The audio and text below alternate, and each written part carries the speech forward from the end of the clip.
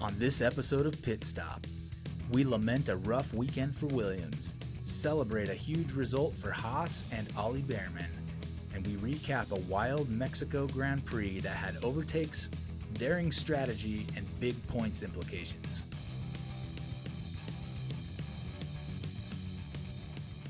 Welcome to Pit Stop with Don and James. I'm Don. I'm James.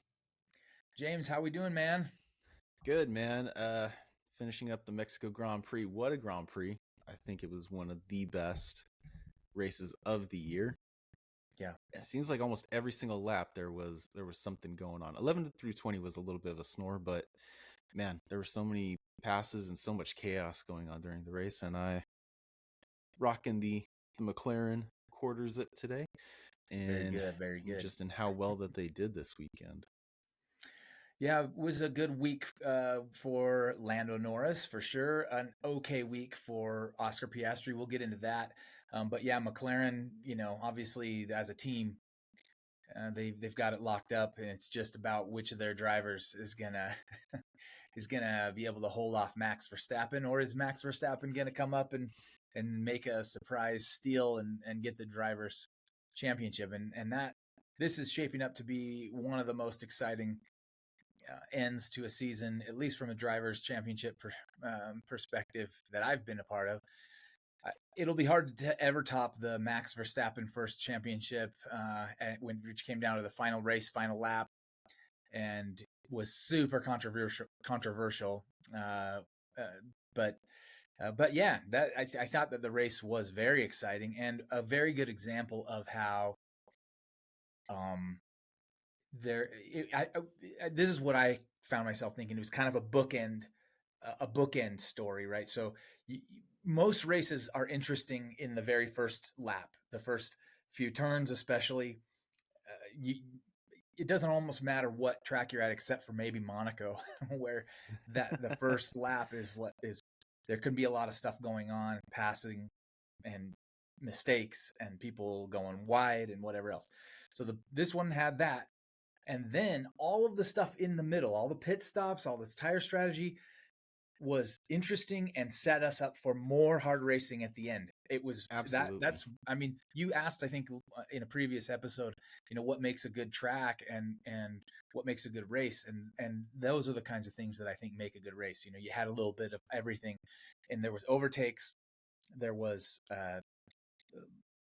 questionable strategy in a couple of cases, which we can get into, and ultimately in the end there was hard battles right up to the very end.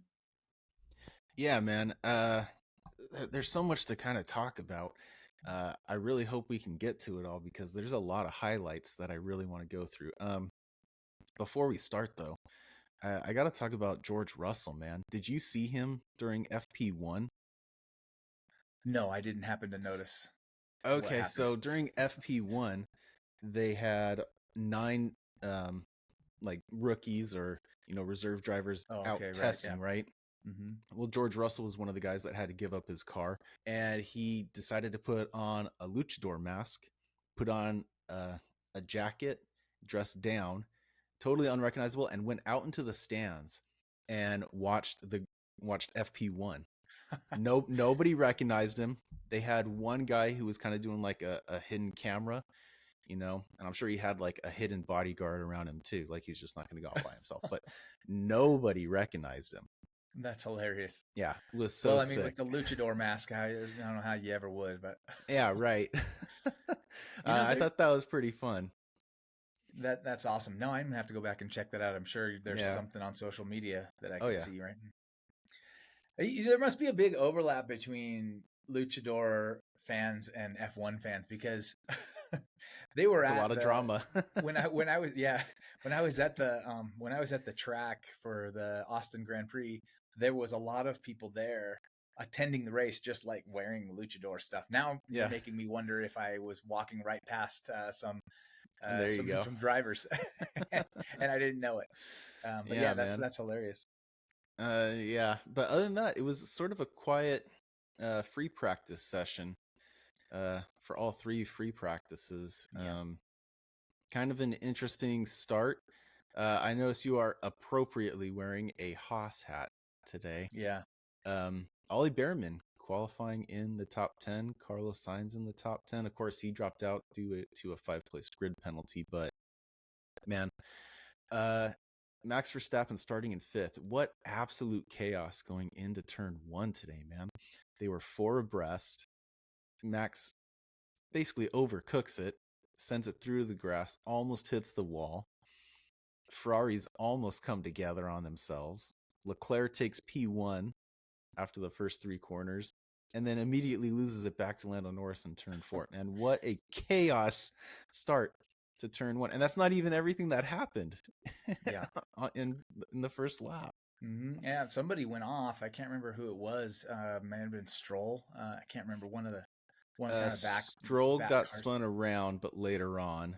But Carlos Sainz and Liam Lawson came together. Lawson lost his front wing and had to go pit to get his front nose replaced. His race was and over as I it was started. rewatching it, Carlos Sainz immediately, it must have been due to the contact, but he was complaining about a vibration in the car. And I watched his onboard, and when you watch him go down the front straight starting on lap 2, the front left tire is violently vibrating the whole time. Just totally ruined his whole race. I mean, that guy just had, I know last weekend was a real bummer for him, but this was also another weekend to forget for him. And we'll get into it, but I think it's my fault, quite honestly. I bought some Williams Racing merch that I have yet to wear, and my thing is, I've been telling my wife, I'm like, okay, if Williams has a really good weekend, I'll wear it. And ever since I've made the purchase, they've had 2 back-to-back horrible weekends. So it's all my fault, and I take full ownership of it. It's all on you, man. Better return it's that all merch. on me. I'm gonna have to. Oh man, that's funny. Yeah, it was a nightmare of a weekend for Williams. Unfortunately, the qualifying for Albon was bad. The qualifying for Carlos was decent, but had to drop the 5 places, which I think made him start in 12th, if I'm not mistaken. He and that's 12th. That's his punishment for the contact that he had last week, right? Taken out, was it Kimi Antonelli? Yep. Who did he hit? Yeah, brutally. Yeah, and unnecessarily. He yeah, overcooked it completely and made it kind of a rookie move, and so very desperate move. And then in the end, Albon was out of the points and never really threatening 4 points throughout the whole race. And then Sainz's car failed ultimately right near the end of the race, which we'll talk about later because it did cause a little bit even more drama. Oh my for gosh, the end of the race. So we got to save some of that for a little bit later. But yeah, it was an interesting qualifying session. I will say too, you mentioned my Haas hat. I got this at the track. I think we talked a little bit about it last week. But I had to wear this. Ollie Behrman pulled P4 in the race. Just spoiler alert. He best finish for Haas this year and probably for a long time. And really, frankly, we'll talk about this too. Could he have gotten a podium? Because he was in the podium position for a lot of the race. And he was voted driver of the day. So hats on for Ollie. It was a fantastic drive, and he was stoked. It was a great weekend actually for Haas because Ocon finished P9 and 2 Haas cars in the points. Always a good result, but that P4, fantastic for them. Yeah, man. He started in P9 thanks to Carlos Sainz moving out, and then by lap 6, he moves up to 4th. Lap 6, man.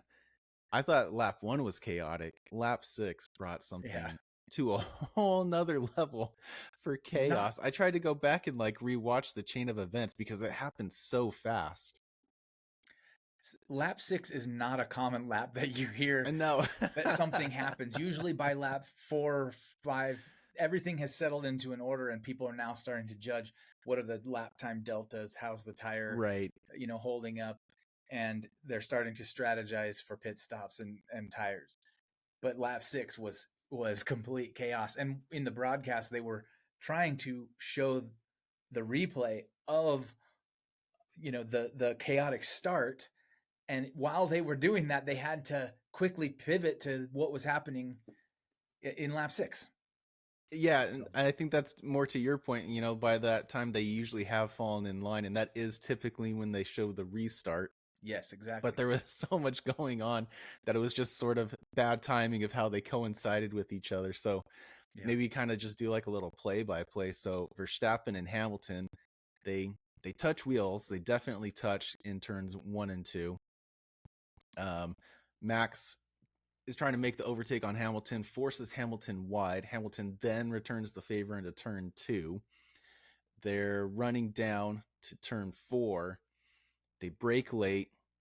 Hamilton goes super wide. He even avoids the escape road and just cuts the grass, yeah, which is bonkers. The escape road's right there. You might as well just take it and rejoin where you're supposed to. yeah, But in the chaos, there's Russell and Kimmy and Behrman that are right behind it, and they get involved in it because those two guys are scuffing. And it's sort of in an unusual place. I guess it would be 6-7, that double right-hander. I don't really count that as one, but Behrman moves up to fourth, man. Really opportunistic yeah, very on much. his part. And then once he was in fourth, like, he just stayed there. Everybody was just kind of running the same speed. So I heard that Haas, they brought a floor upgrade to Austin, and that was kind of more of their, oh, we need to get to terms with this. And it definitely made an upgrade for him, right? Yeah, Because him and Ocon had really good runnings this weekend. yeah, But yeah, man, absolute chaos. yeah. It was bananas. I, so, Mexico City is a really interesting track, and quite frankly, I didn't remember it being quite this interesting in the past. So something was going on that worked out this year, and part of it could have been that there's a lot at stake this late in the season, and so for for teams like 2 through 4, Red Bull, Mercedes, and Ferrari, it was a hugely consequential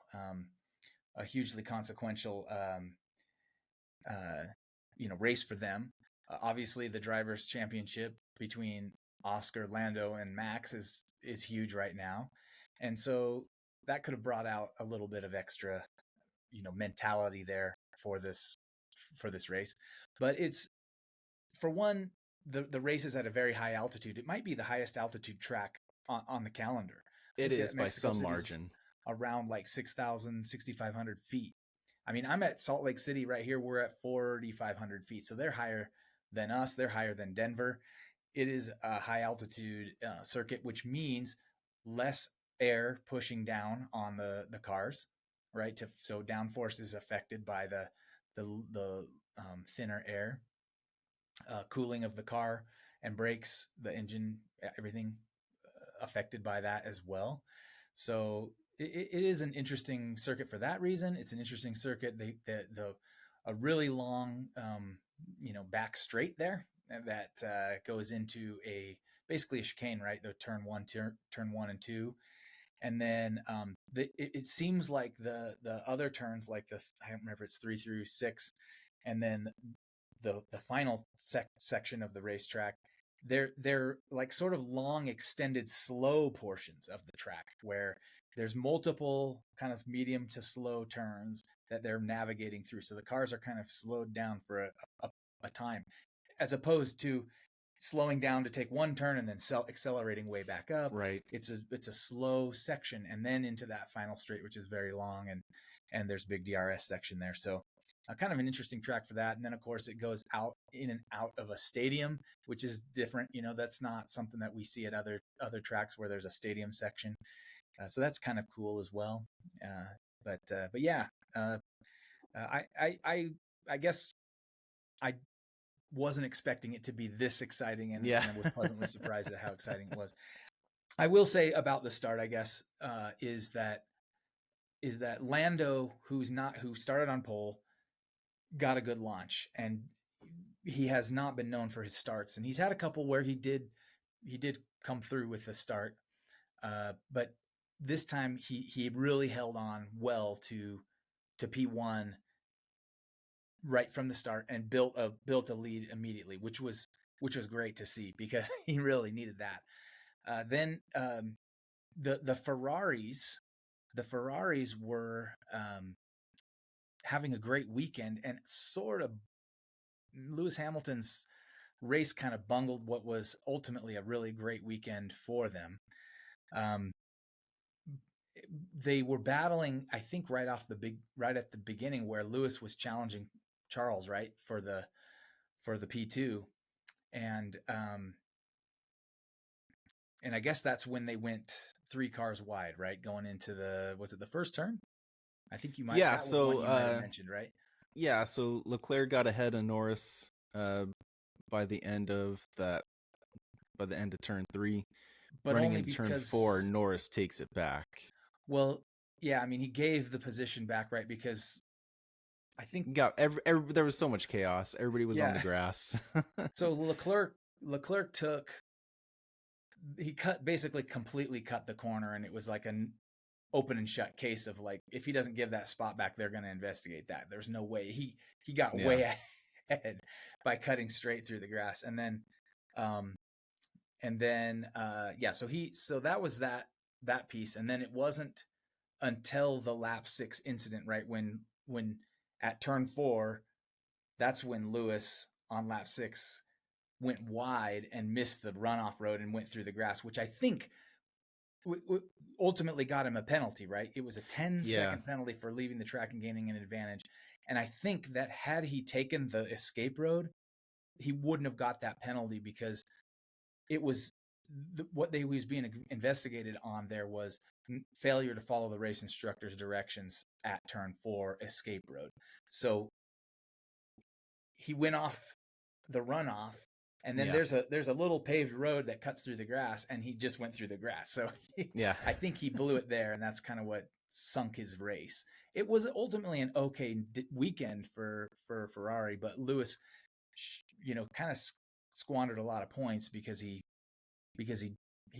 blew it there and ended up getting a 10-second penalty, which is a very harsh penalty. There's no way he gained 10 seconds of advantage off that road. I don't know. He pretty much cut like a whole corner out of out of his race. just made a beeline. Yeah. So I don't know. I think when they put the banner up, the official thing was leaving the track and gaining an advantage. So they obviously felt that 10 seconds was what he deserved, and I would imagine also missing the escape road Yeah. had something to do with it. But man, it was so chaotic. But I'm really happy for Behrman moving up to 4th. He put on a good run, very opportunistic, very very heads up move by him.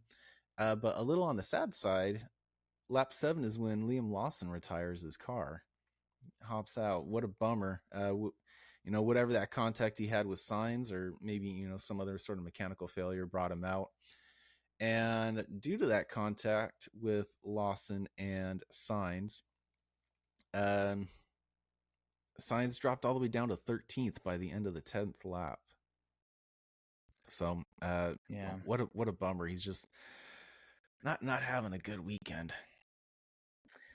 Right. Yeah. Rough weekend for the Williams guys. Another interesting thing from the start was that Oscar Piastri, who's really fighting to keep a shot alive at the drivers' championship, he started the race P7, so not a great qualifying for him. He just wasn't finding it this weekend. Dropped to P9 by the end of the first lap, so he got a poor start and got caught up in some chaos and was the worse for it. He didn't take advantage of any kind of opportunity. He got sunk a little bit there, but was able to He was battle definitely back. trying to tiptoe around the track. He wasn't pushing because he knew that he needed to get every single point he could. Yeah. So he wasn't making any crazy dive bombs. He wasn't making any wild maneuvers. He was playing everything very safe today. Right. I mean, you can understand that. I don't think that's Yeah. that's inconceivable.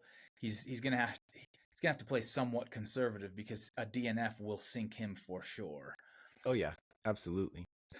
He Um, he went down to P9 by the end of the first lap, but was able to finish the race in P5, which is a very good recovery for Oscar, and really managed to minimize the damage that could have happened with Lando Norris winning the race. So Lando, huge day for Lando.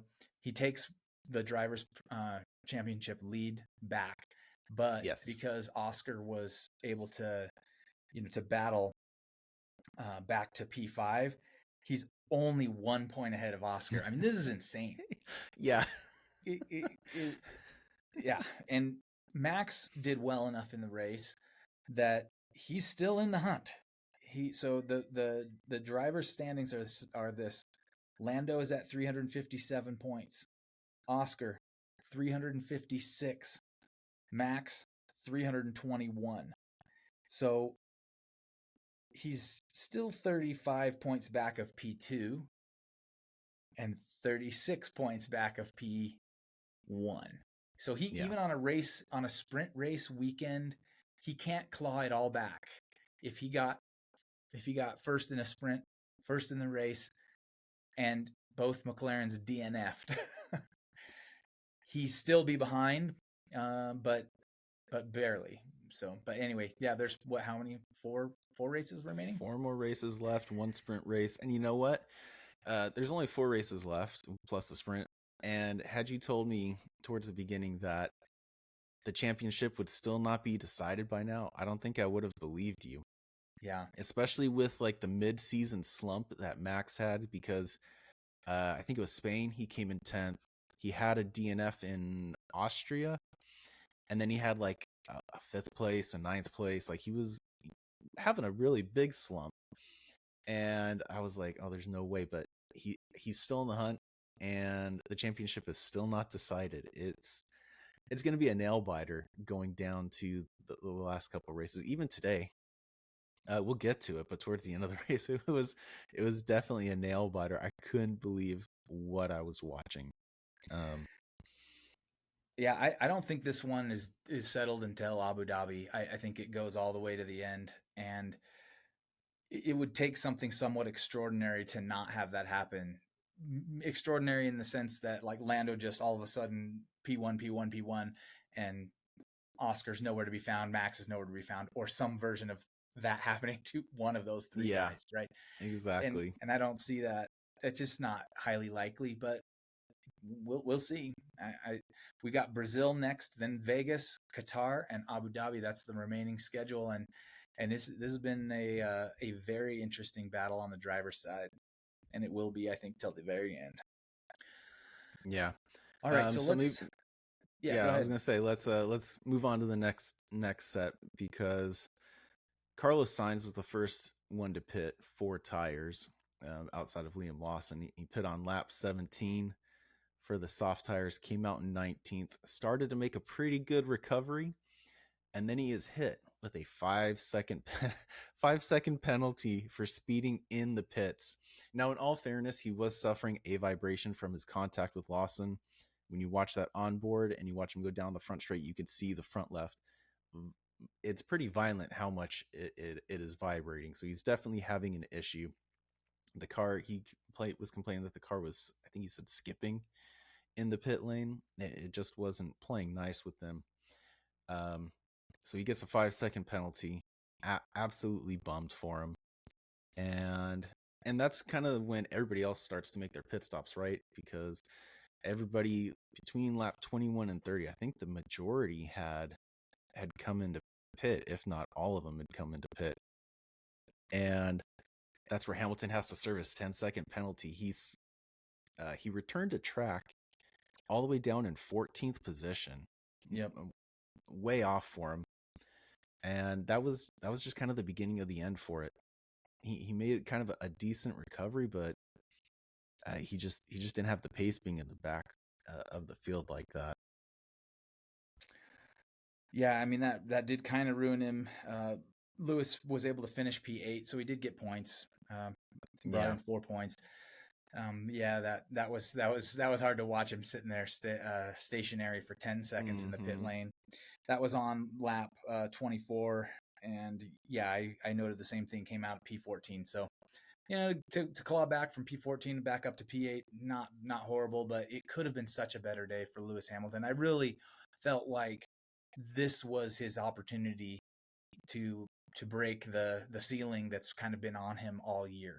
He had the chance to get a podium today, and I don't think has he gotten any podiums. I can't remember. I did all this research at one point, and now I can't remember. But yeah, a podium for Lewis would be enormous. So I was a little bummed it went south on him.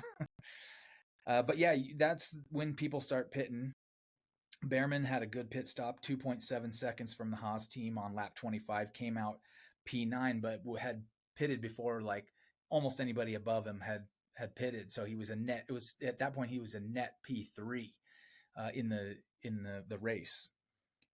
We had Piastri come in on lap 25, and it was a mediocre stop, 3.5 seconds. Not great.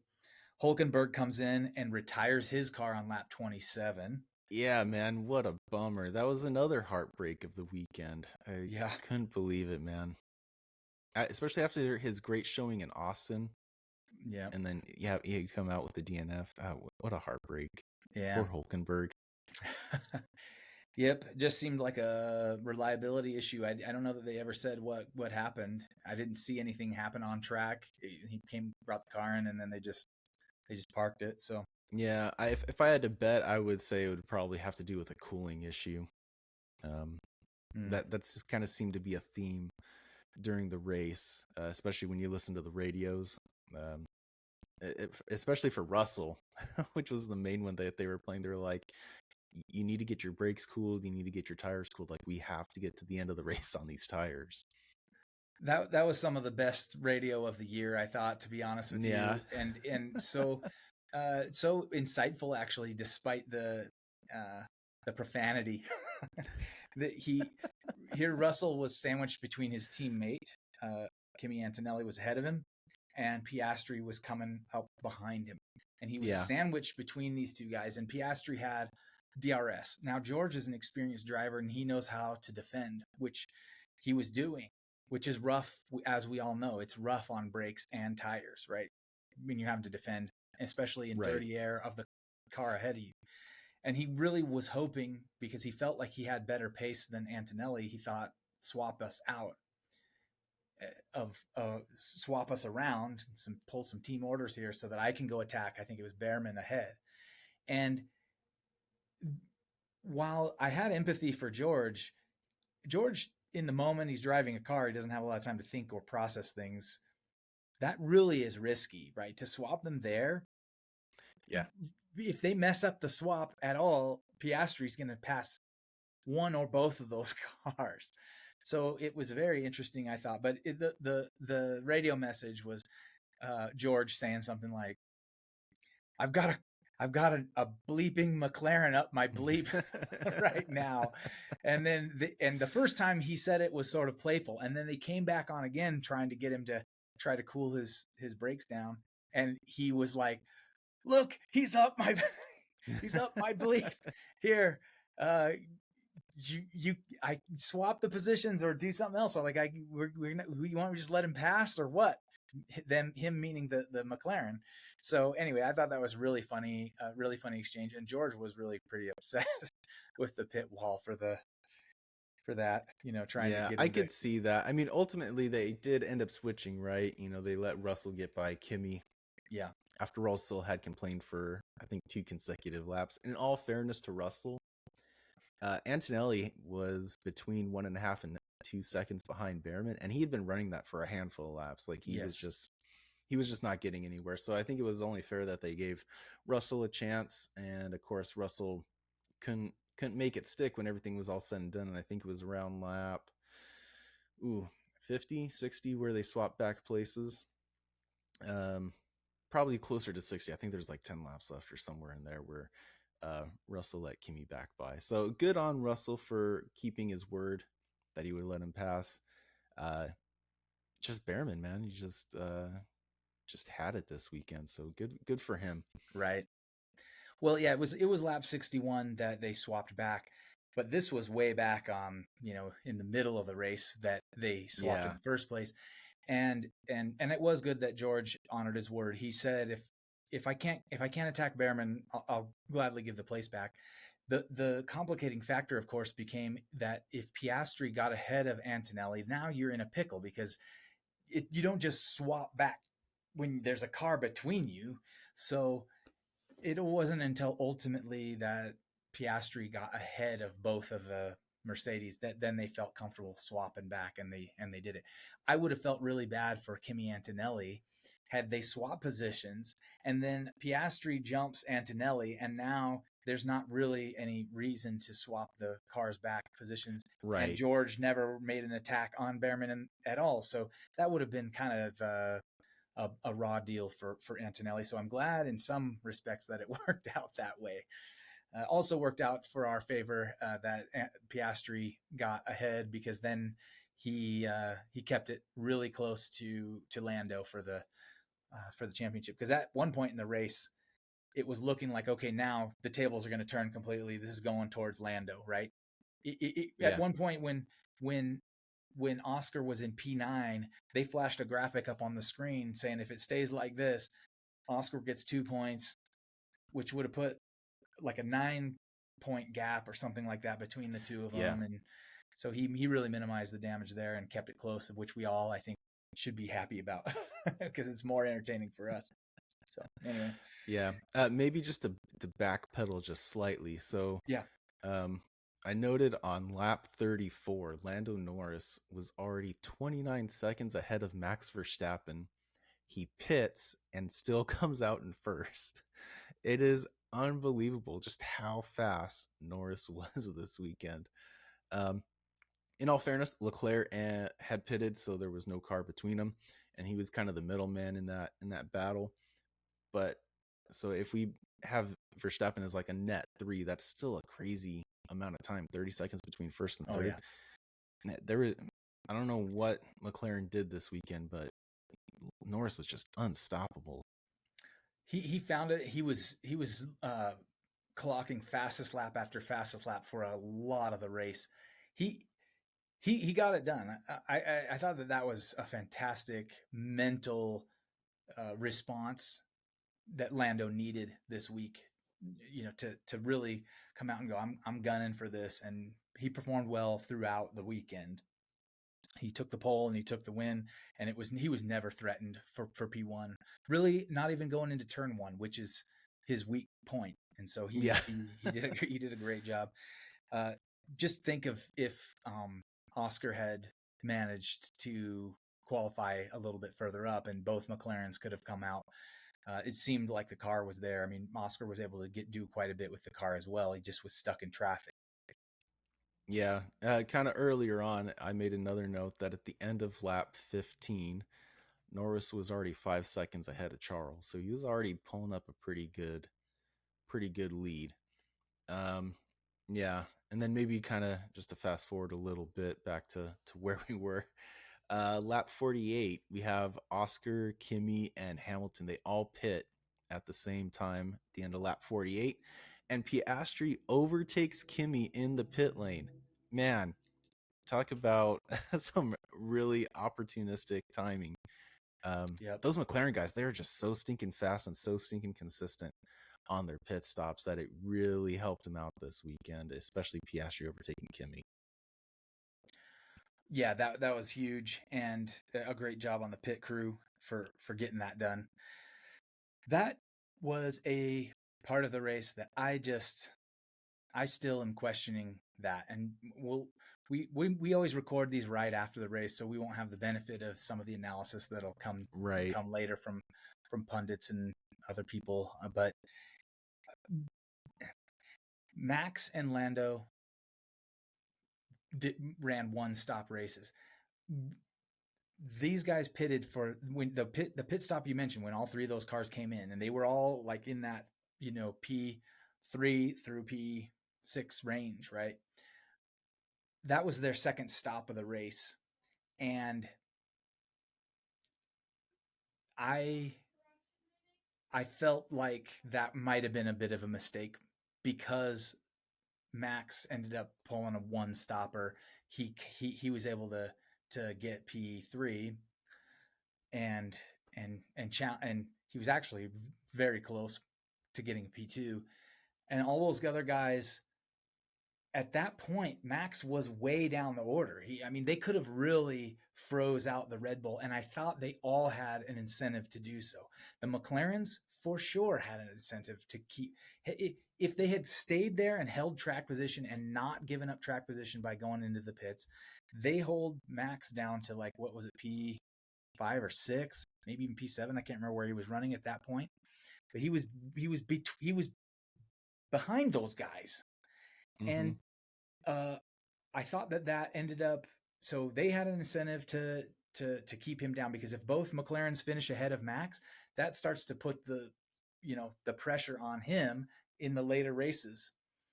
The Ferraris certainly have incentive to keep him back there, because the Ferraris and Ferrari, Red Bull, and Mercedes are all vying for P2.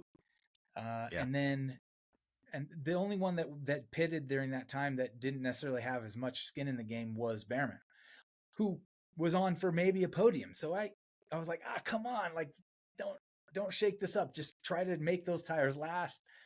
And they ultimately they made the choice, and it didn't really like hurt their positions too much, but I think it benefited Max, who for all of this talk made a soft tire go way longer than it Yeah. probably should have gone. He took that thing like 30 something laps. I mean, it was insane. So anyway, Yeah, that was absolutely. my beef with the pit stop strategy of those three guys right then. I was like, come on, man, see if you can last a little bit longer, hold this off, and if you pull the one stop and keep Max back there, everybody wins. Yeah, I think they might have been just under the impression that, they were going to do a two stop because a good majority of the field started on softs. There were only, I Yep, think, two, maybe three drivers that were on the hards. I think yep. it might have just been Albon and Colapinto that were on the I hards. I thought there There were was a three. handful of mediums, I thought there were and there was three hards and then a few more on the mediums, but not very yeah, many. um, and I totally, yeah, because the Red Bulls were on the mediums. Hajar Signs, Gabrielle, and Gasly were also on the mediums as well, and then everybody else was on the soft. So I think a lot of people were anticipating a two stop strategy, and then when those guys only made one stop, I think it left everybody kind of scratching their heads about what was happening. So And do then you I don't know if you heard, like, during, I think it was the Red Bull guys. They had left. They forgot to switch the radio, so they were doing the live feed of the radio, and it had a, I can't think of his name, but he's a GP, and he's asking like, "Oh, are we on a one stop or a two stop? What are we doing here?" And it's like, yeah, dude, you need to switch the radios, man. You're messing right. up. Well, and then Max came on and he's like, I can hear everything you're saying. Yeah, I'm trying to correct the situation really fast. Yeah, because they were like talking strategy that they're supposed to be doing in their own privacy, and they're letting Yeah, everybody know that they were confused. Yeah, that was yeah. interesting. I Going into it, I honestly thought it was going to be a two stop strategy, and it was a very mixed bag. It was almost kind of like almost a 50-50 between who did, the one stops and the two stops. Um, and those that did the one stop, which was Norris, Leclerc, and Max, those were 1, 2, and 3 right there. So I guess if you could get the tires to work for the one stop, you really should have just gone for it. Right.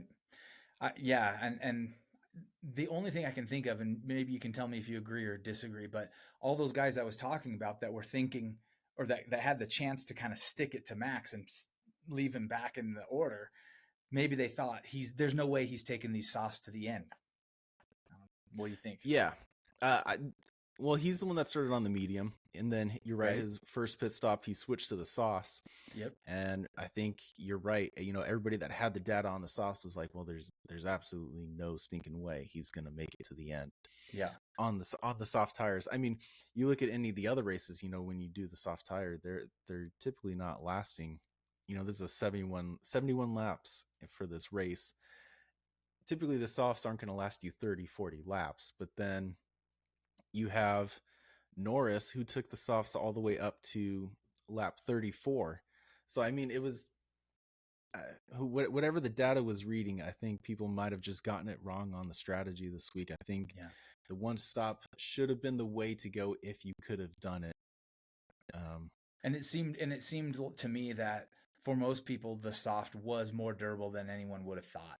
And Right. so the soft medium strategy could have, I think anybody could have pulled it. And I don't know exactly if they just still didn't believe, even though they had seen other cars. Maybe it is a little unfair to judge the tire life off the lead car because they're driving in clean air. And so Lando going 35 laps on a soft, maybe they thought, well, that's because he's at the lead, it's degrading less, so they didn't think that Max would be able to take it, but he did. Max continues to impress in so many ways, and while he was struggling at this track and all along, he was charging. They gave him the green light basically with the last 10-15 laps of the race.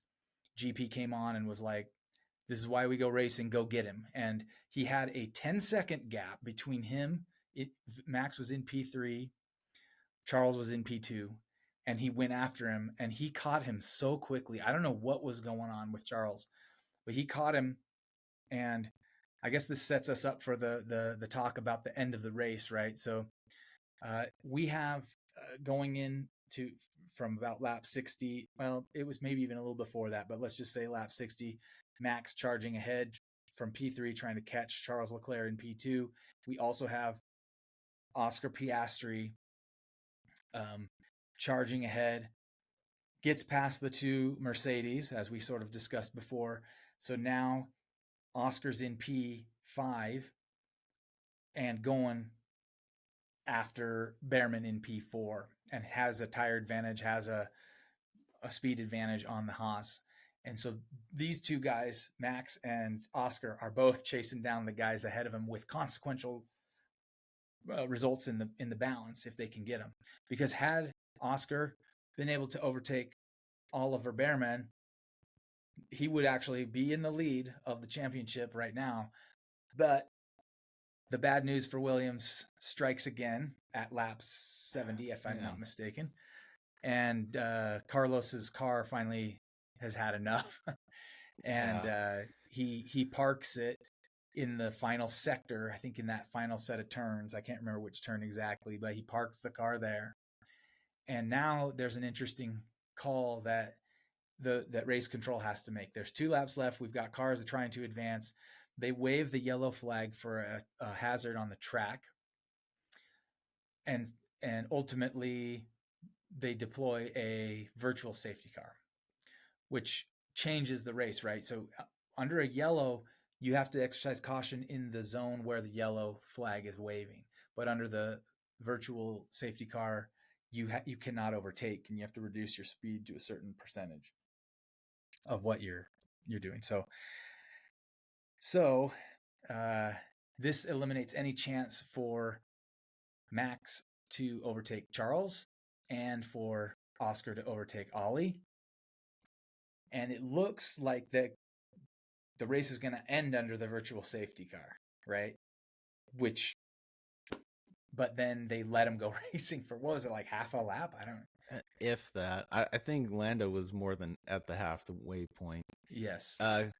But yeah, you're right. Man, I don't know. Had there not been a VSC, which I don't even know if that's actually the right call that they should have done. You know, they didn't show where the car was on the track. They said it was around turn 16. They said it was out of the way.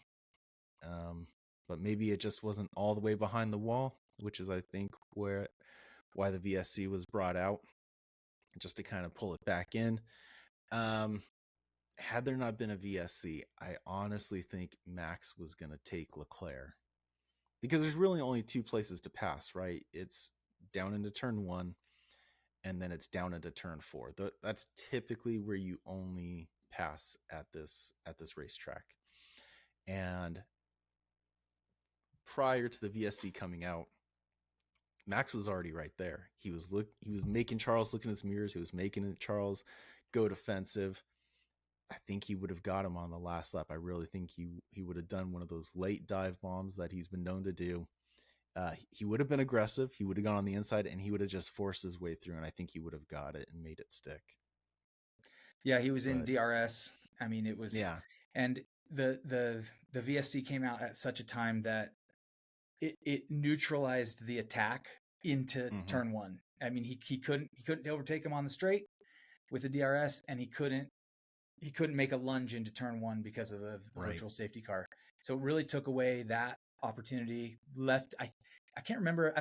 I think they might have even been past turn 4 at that point, but when they released the safety car. And so they were coming right up to turn 4, right when it turned green. Like there was no chance for Max to get any sort of momentum going into it. And then same sort of thing with Behrman and Piastri. I think had the VSC not come out, I don't know that Piastri would have gotten by Behrman, but he would have at least had the opportunity because he was creeping up and he was just about. I don't know if he actually made it into DRS. I think he was just about to be in the DRS zone. So it would have provided the opportunity for him. But yeah, man, what a wild way to end a race under, not technically under VSC, but they might have well just finished it under VSC. Yeah. The VSC neutralized the main intriguing attacks that were happening for sure. Yeah.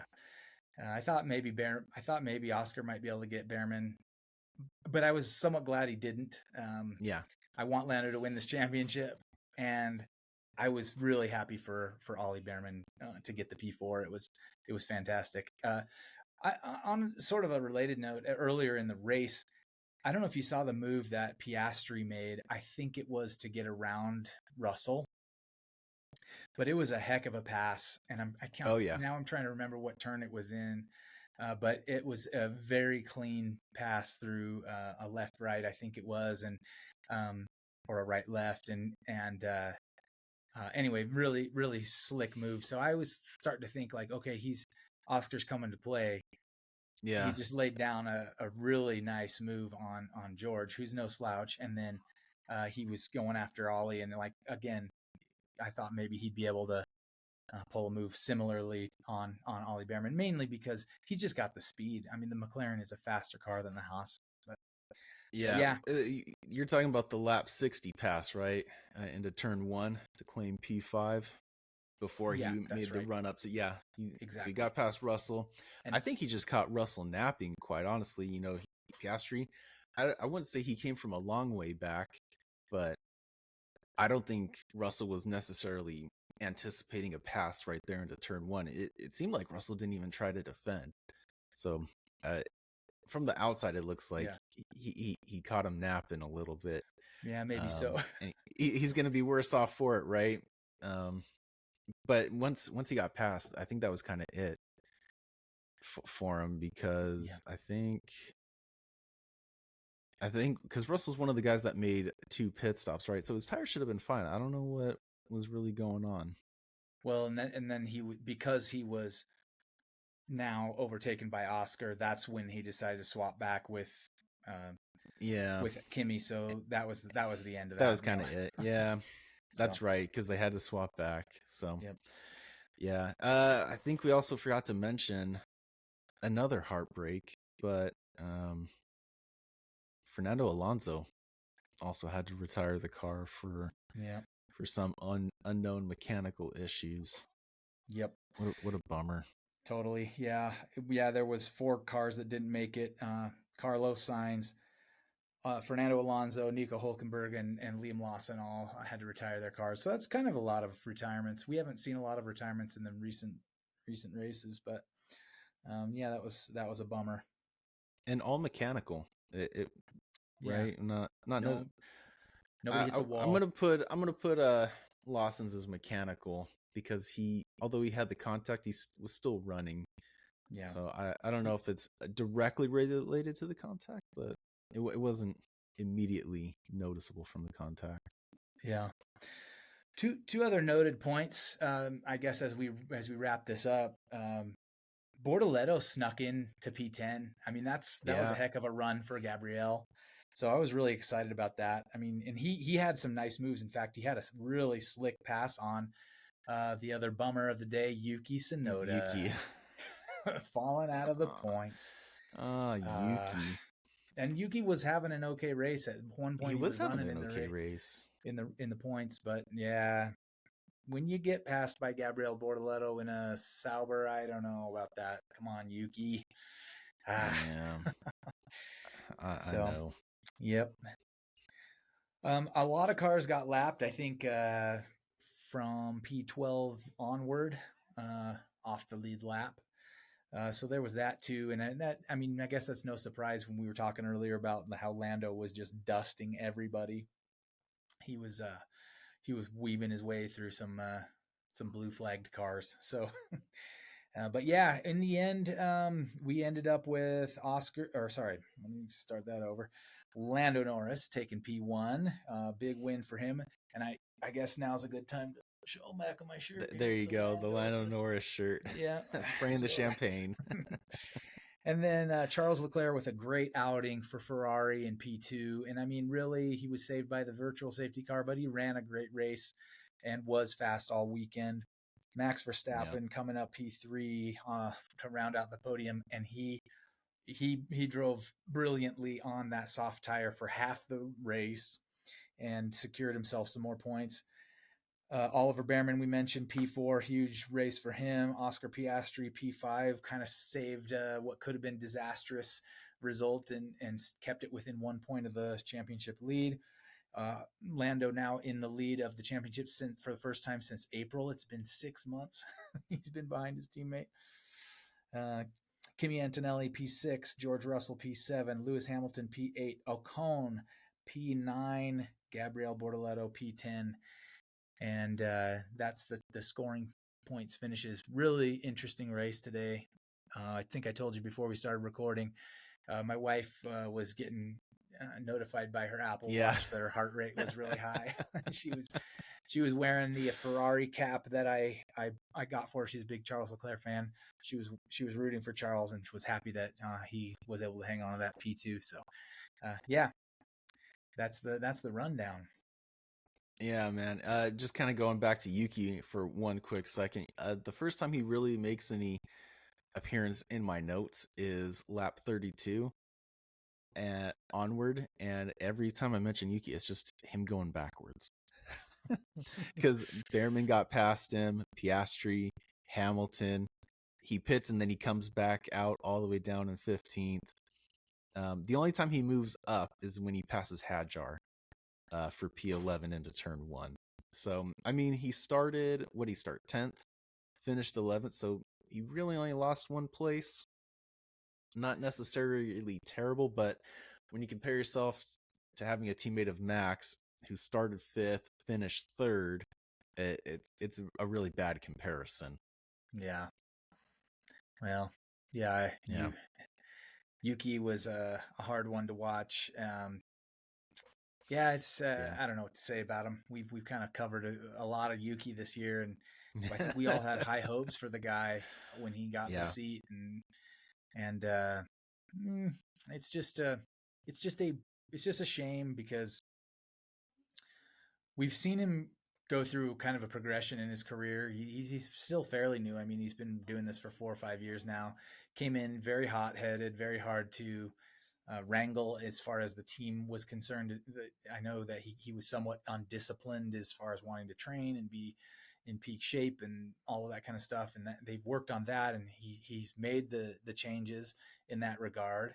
I think he still thinks that he's very fast, and I think he feels that the car isn't really great, and they're not necessarily changing it for him.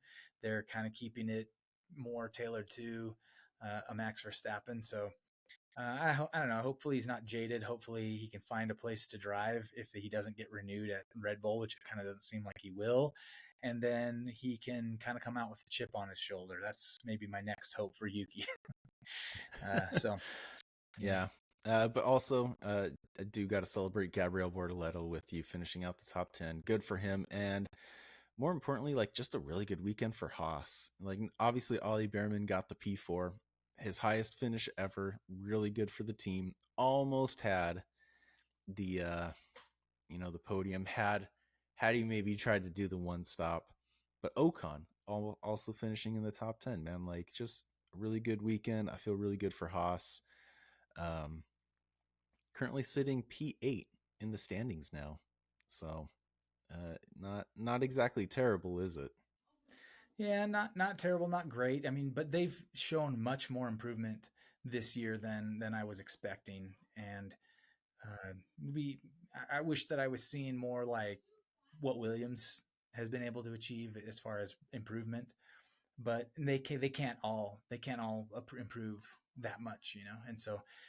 But Haas, I might have heard the broadcast saying they've never taken a podium.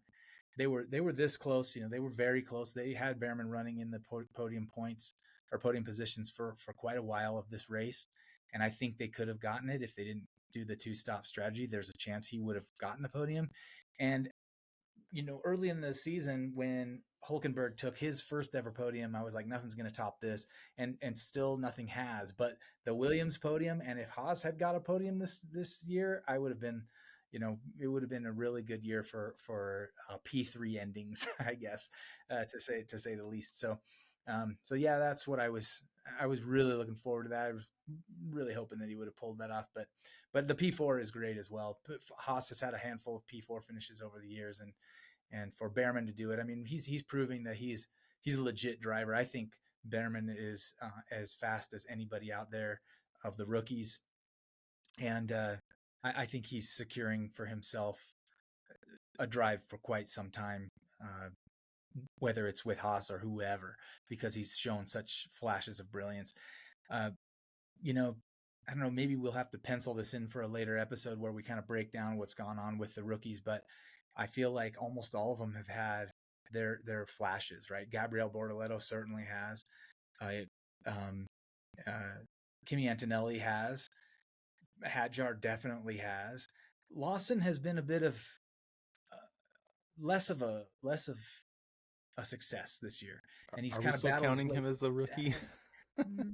Yeah, yeah, I guess so. I mean, I guess now he's done at least a season's worth of races, right? Because he got in Yeah, enough time last that's fair. year, but yeah, I mean, it's been a bit of a downer for him. But yeah, and then Colapinto, of course, hasn't been able to do anything. But the Alpine is clearly not a good car. No, It's just not. especially the So last handful of races. It's yeah, been really tough to watch him. yeah. So I don't know. I mean, I think Hadjar has proven to everybody that he deserves to be out there, and I think Behrman definitely has.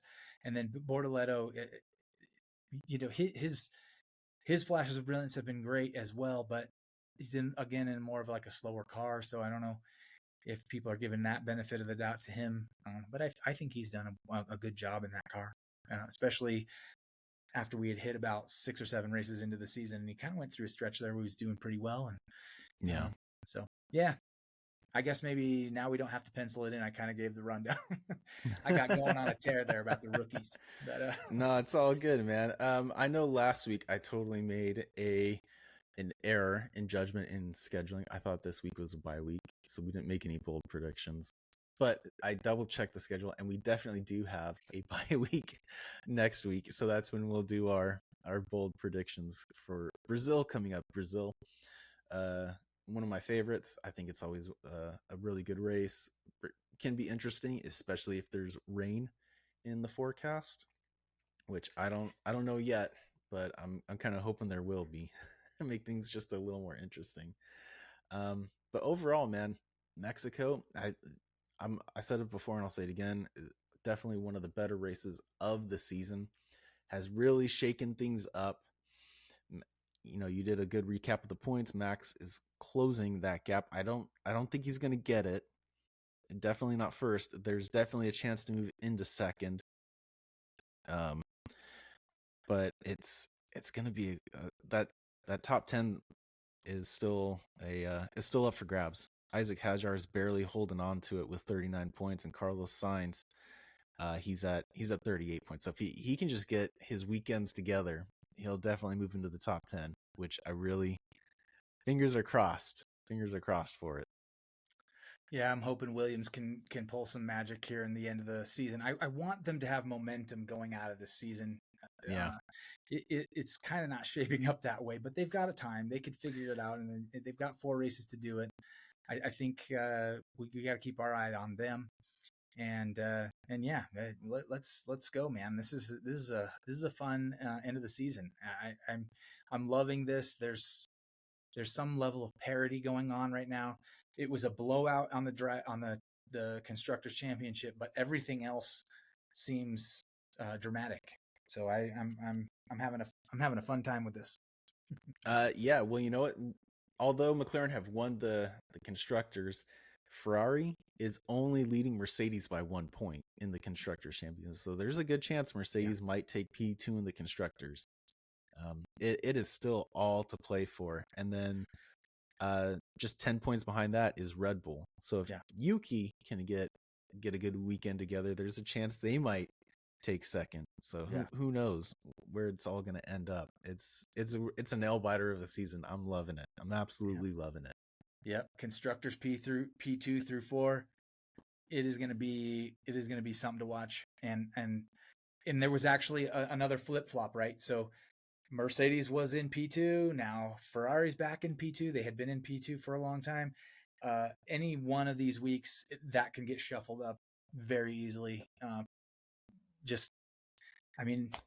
Based on a bad pit stop or something, could completely change the second, third, and fourth order for the constructor. So yeah, very, very cool season. This is what we wanted to watch, and it's shaping up nicely. Absolutely, man. Well, I'm gonna see you next week for our bye week, but thanks for joining me this afternoon. I'm gonna say adios. Very appropriate for this race. Adios. Adios.